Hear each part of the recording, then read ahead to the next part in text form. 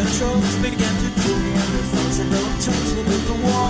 The pyramids, math, science, history, unraveling the mystery that all started with the Big Bang. Last Saturday night, some of the best, brightest, and most interesting fans of TV's Big Bang Theory gathered at a new art exhibition devoted to the hit show. Over 50 pieces of commissioned artwork were on view and for sale, in mediums ranging from photos to paint to knit dolls. I feel the Big Bang Theory is it's kind of at the forefront of that movement right now, the kind of the Geek, Chic kind of movement. So we thought it was a good mesh.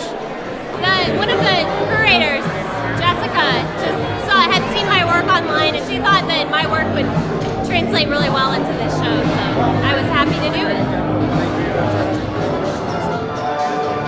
I think it's amazing that 50 artists have been commissioned to do original artwork for a very successful show.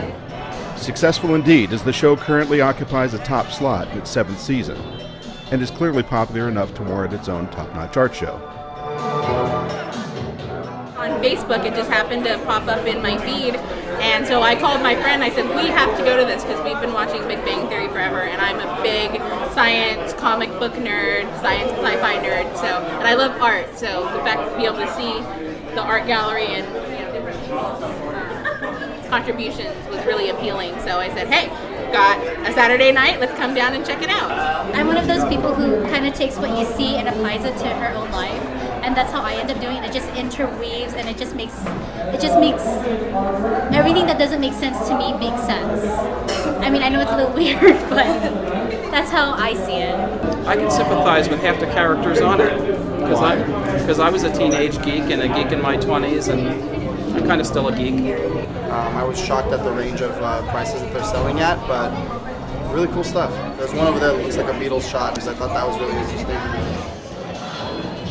The exhibition attracted both hardcore fans and the general public, with just about every demographic covered.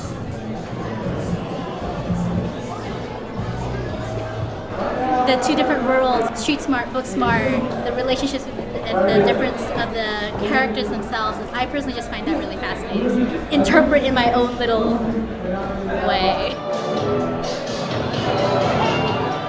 Later in the evening, an art auction was held, with prices soaring well into the thousands for individual works.